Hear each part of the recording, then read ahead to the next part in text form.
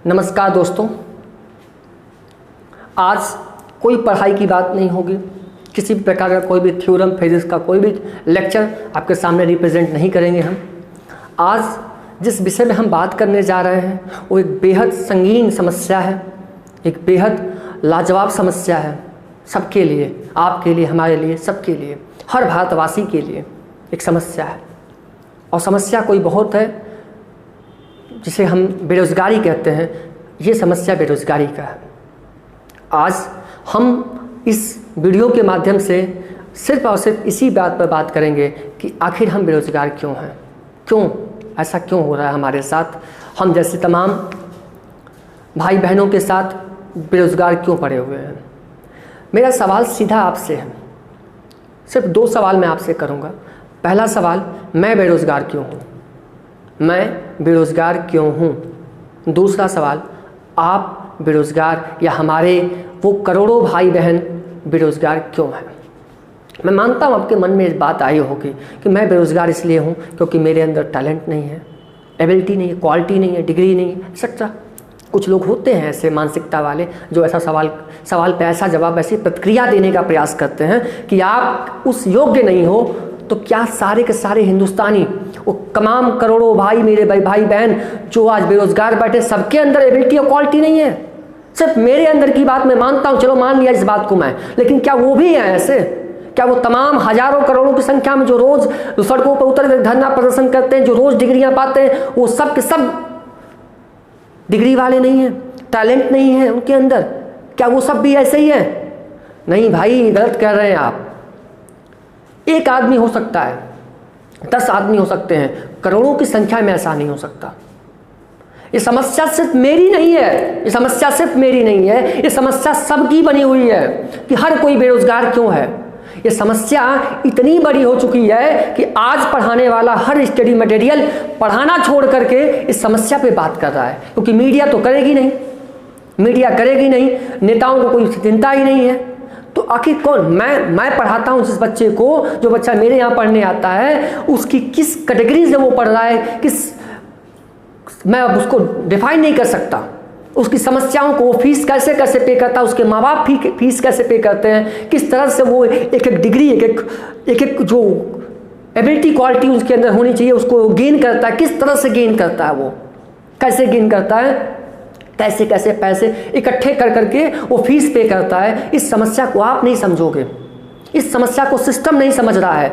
मैं किसी पार्टी या पार्टी विशेष से कोई दुश्मनी नहीं रखता हूँ, किसी से कोई दुश्मनी मेरी नहीं है, मैं किसी से कुछ नहीं कर रहा हूँ, मैं सिस्टम से बात कर रहा हूँ कि सिस्टम ऐसा क्यों कर रहा है। मेरा सिर्फ एक ही अनुरोध है, हाथ जोड़ के अनुरोध है सिस्टम से कि वो सिस्टमेटिक काम करना शुरू कर दे। हर साल वैकेंसी निकाले। यहाँ क्या होता है, चुनाव आएगा वैकेंसी दे देंगे, चुनाव खत्म हो गया वैकेंसी भूल गए, और उसके बाद फंसा हुआ वो है। पता एक वैकेंसी फंसने में कितना अरबों खरबों का घोटाला होता है इधर उधर।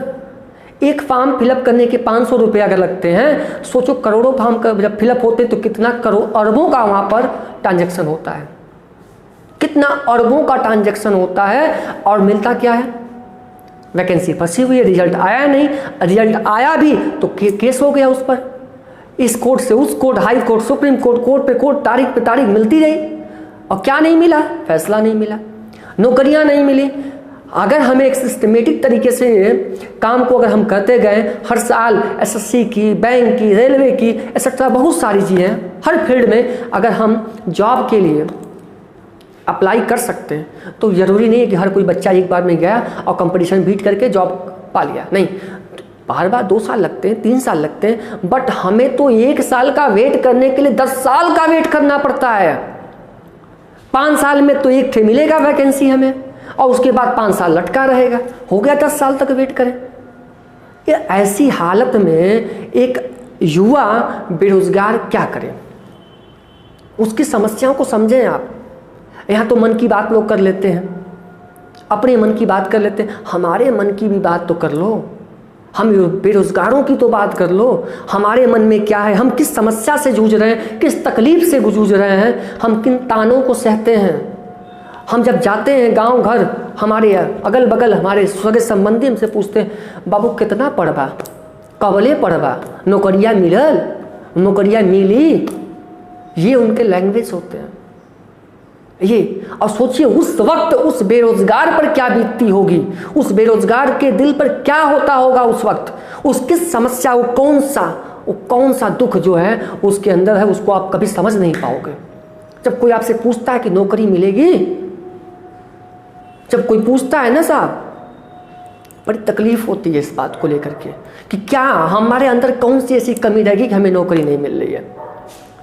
हमारी बात छोड़ो यार, यहाँ तो करोड़ों की संख्या में पड़े हुए हैं जिनको नहीं मिल रही है। कमियाँ एक में हो सकती है, दो में हो सकती है, हजारों में हो सकती है, करोड़ों में नहीं हो सकती साहब, करोड़ों में नहीं हो सकती।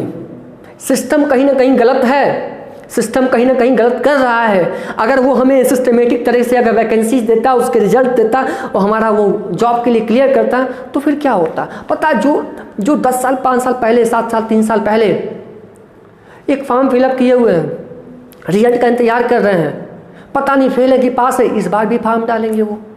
तो एक जॉब के लिए 10,000 लड़ते हैं, 50,000 वैकेंसी आती है, करोड़ों की संख्या में पड़ता है, फॉर्म फिलअप होते हैं।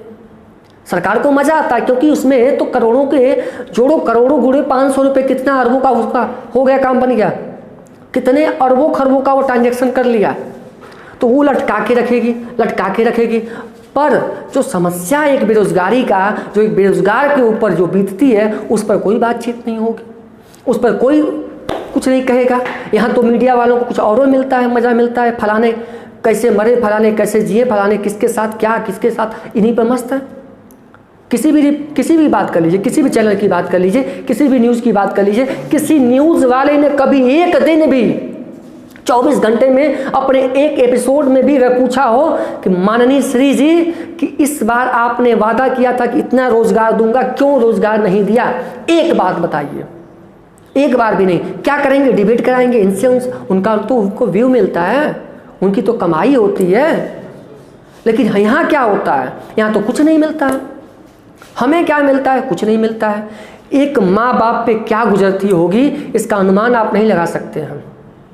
किस तरीके से वो एक एक रुपए, एक एक पाई जोड़ करके वो फीस, वो बच्चे को पढ़ने की व्यवस्था करते हैं, उसकी पेंसिल पेन कॉपी की व्यवस्था करते हैं, और ये सोच के करते हैं कि जब बच्चा बड़ा होगा तो किसी न किसी कंपटीशन में बीट करके कोई ना कोई नौकरी करेगा, वृद्धावस्था में उनके लिए क्या होगा, सहारा बनेगा। लेकिन वो युवा क्या करे, कैसे सहारा बने जब उसे वैकेंसी नहीं मिल रही है, उसे पेपर देने का मौका ही नहीं मिल रहा है। और अगर किस्मत से एक मौका मिल भी गया तो वो क्लियर नहीं हुआ, चली गई कोर्ट में, लड़ो भैया केस। क्या करेगा वो आदमी, पता वो अपनी माँ बाप के सामने अपनी नजर नहीं मिला पाता है। जब कोई सवाल पूछता है, उससे कोई कहता है शाम की रोटी की व्यवस्था जब होती है, तो वो किस तकलीफ से गुजरता है ये आपको अनुमान नहीं है। माननीय, हम आपसे बस इतना ही कहना चाहेंगे कि आप हमारी समस्या को भी समझिए, हम बेरोजगारों की भी समस्या को समझिए। हमें बहुत हाई फाई नौकरी नहीं चाहिए, हम जिस योग्य हैं, जो हमारी एबिलिटी है, उस एबिलिटी के अकॉर्डिंग हमें जॉब दीजिए, हमें वो काम करने का मौका दीजिए, हमें अपने परिवार का जीवन यापन, जीविका चलाने का मौका दीजिए। वरना फिर क्या करेंगे, क्या करेंगे, कौन सा ऑप्शन हमारे पास है? 2 ऑप्शन बचेगा, मर जाए या मार डालें, 2 ही तो ऑप्शन बचेगा। छिनट, डकैती, रॉबरी, नक्सलवादी, उग्रवादी, आतंकवादी, यही बनेंगे ना फिर। या फिर आप फांसी ला के मर जाए, क्योंकि ये किल्लत नहीं सह पाएंगे, ये किल्लत नहीं सह पाएंगे हम जैसे बेरोजगार ये किल्लत नहीं सह पाएंगे, रोज रोज की जो कला है उसको नहीं सह पाएंगे। इस कला को समझिए, इन बेरोजगारों की दुआ लीजिए, बद्दुआ मत लीजिए। पता आपके एक इशारे के कहने पर ये थाली ताली लेकर के खड़े हो गए थे, इनका अगर घूम गया ना तो घुमा देंगे बड़े बड़ों का। जिसके साथ ये युवा जड़ चल जाते हैं उनको घुमा देते हैं। तो साहब निवेदन है आपसे कि इनकी समस्या को समझिए। एक एमएससी करने वाला, एक बीएड करने वाला चपरासी का फॉर्म भरता है, कितनी शर्म की बात है। क्यों भरता है? ये विषय है जानने का। क्यों भरता है? क्योंकि उसको पता है कि एमएससी करके वो जॉब नहीं पाएगा जिसके योग्य है, क्योंकि वो वैकेंसी निकलेगी नहीं। तो जो निकल रही है, जो सफाई कर्मी की, चपरासी की, जो भी निकल रही है, कर लो भैया। हाँ, कहते हैं ना, एक कहावत है something is better than nothing. उसी की समस्या, वही बात लेकर के वो जो टेट क्वालिफाई कर सकता है, सुपर टेट क्वालिफाई कर सकता है, जो IAS PCS बन सकता है, वो भी बेचारा सफाई कर्मी बना पड़ा हुआ है। मजबूरी है भाई, ना कुछ नहीं मिलेगा, उससे बढ़िया कुछ तो मिल जाए। क्या इससे देश का भला होगा? जो आपने वादे किए, जो आपने सिस्टम को बताया, वो आप पूरा कर रहे हो। इन बेरोजगारों के बारे में सोचिए, समझिए, इनकी दर्द को समझिए। यही मेरा आपसे निवेदन है, हाथ जोड़ के मैं आपसे निवेदन करता हूं कि इन बेरोजगारों को इनकी हक की चीज़ इन्हें दे दीजिए, वरना हम ऐसे ही पढ़ाना छोड़ करके ऐसे ही स्ट्रगलिंग करते रहेंगे। आपके खिलाफ हम ऐसे ही धरना देते रहेंगे। अपनी मैं अकेला नहीं हूँ, मुझ जैसे कितनी भी स्टडी चैनल वाले हैं जो यही काम कर रहे हैं, जो आपसे बस यही निवेदन कर रहे हैं, गुजारिश कर रहे हैं। कुछ ने ज़्यादा किया, कुछ ने कम किया, कुछ करने वाले कुछ कर रहे हैं। तो प्लीज़ हमारे मालिक हमारी समस्या और हमारे जैसे लोगों की बेरोजगारी की समस्या को समझिए। हमें कुछ नहीं, हमें एक सिस्टमेटिक अपनी एबिलिटी क्वालिटी को परखने का एक मौका दीजिए, सिस्टमेटिक मौका दीजिए। हम परख लें, हम जान लें, हम कर पाएंगे नहीं कर पाएंगे, ये तो हमें कम से कम ऐसा मौका तो मिले। जो वैकेंसी आप निकाल लो उसको क्लियर तो करो, जो वैकेंसी आप दे रहे हो उसे क्लियर तो करो। अच्छा क्या लगता है इतना टाइम, क्यों लगता है इतना टाइम? मैं तो नहीं समझ पाता हूँ, एकदम मेरे को समझ में नहीं आता कि किसी काम को पूरा करने में, एक पेपर वर्क को कंप्लीट करने में कितना टाइम लग जाता है भाई। बहुत सारी ऐसी नौकरियां जो एक दिन में क्वालिफाई हो जाती है, एक दिन में सबका क्लियर हो जाता है, और आपकी जितनी है कोर्ट पे कोर्ट जाती है, कोर्ट पे कोर्ट जाती है। नहीं साहब, नहीं, अब नहीं।